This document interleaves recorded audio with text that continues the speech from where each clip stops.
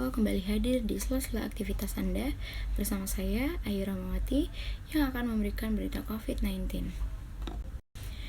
Virus corona atau disebut COVID-19 menjadi momok dunia di tahun 2020 awal.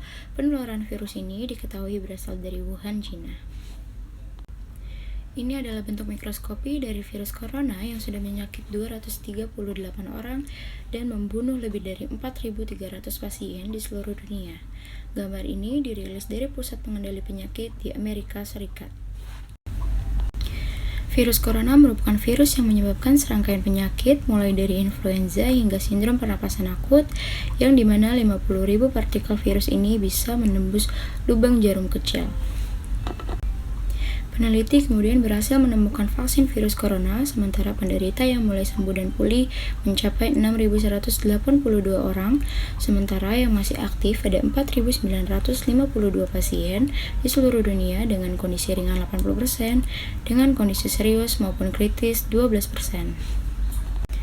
Tercatat harian di Indonesia pasien terjangkit virus ini masih di atas angka 2.000 per hari. Tercatat lebih dari 6,7 juta kasus COVID dan lebih dari 1.600 orang meninggal dunia. Hampir semua negara sedang berjuang melawan COVID-19 yang nyaris memporak-poranda rekan sistem kesehatan hingga kasus ekonomi yang semakin menurun. Berikut penjelasan penanganan COVID dari juru bicara penanganan COVID-19 Ahmad Yuryanto. Secara transparan, bantuan-bantuan ini akan kami gunakan dengan tepat dan penuh tanggung jawab, dan kami laporkan secara terbuka di portal covid19.go.id maupun di portal bnpb.go.id. Kedua, ada beberapa hal yang kami laporkan dalam konteks kinerja gugus tugas percepatan penanganan COVID-19. Yang pertama, kita akan tidak henti-hentinya untuk menyampaikan kebijakan-kebijakan pemerintah yang seharusnya kita patuhi.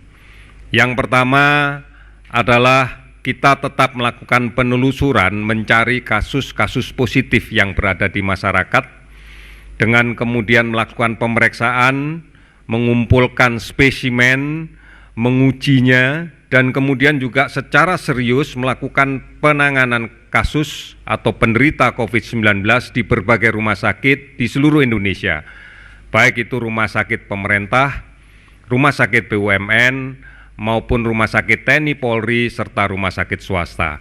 Ini yang membanggakan kami sehingga kami bisa bekerja dengan lebih serius lagi dan bisa dengan penuh semangat.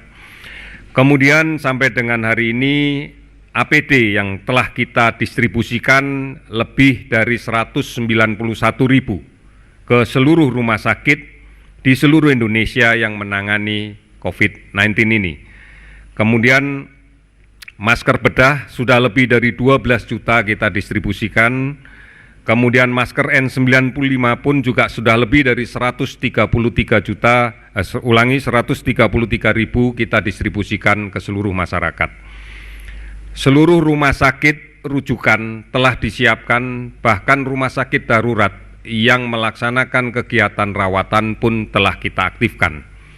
Kemudian ratusan ribu rapid diagnostic test juga sudah kita bagikan dan terus akan kita lakukan pelaksanaan tes screening sehingga seluruhnya bisa kita lakukan dengan maksimal. Kita pahami bahwa seluruhnya merespon. Sudah ada 7 provinsi dan 41 kabupaten kota yang telah menetapkan status siaga darurat bencana wabah COVID-19. 16 provinsi dan 86 kabupaten kota telah membentuk gugus tugas penanganan wabah COVID-19. Beberapa daerah melawan COVID-19 dengan berbagai inovasi, termasuk mengawasi mobilitas penduduk yang ada di wilayahnya. Oleh karena itu, tetap kita akan konsekuen dan bersungguh-sungguh untuk memutus penularan ini. Mari kita bersama-sama dan kita mampu melakukan ini. Karena inilah kunci yang menjadi dasar bagi pengendalian dan penghentian COVID-19 ini. Yang pertama, jaga jarak dalam berkomunikasi sosial dengan siapapun. Kemudian, tetap pertahankan untuk tetap sehat. Hindari kerumunan, hindari tempat berkumpul, karena ini memiliki risiko yang lebih besar bagi penularan COVID-19.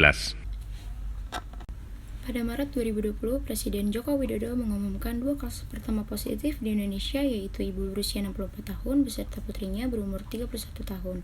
Gelombang kedua COVID-19 terjadi dengan munculnya varian Delta pada pertengahan 2021 dengan naik saat muncul varian Omicron. Meski kondisinya tidak separah varian Delta pada 30 Desember 2022, pemerintah mencabut kebijakan pemberlakuan pembatasan kegiatan masyarakat atau PPKM di seluruh wilayah Indonesia, namun harus tetap mengikuti protokol kesehatan dan vaksinasi COVID-19.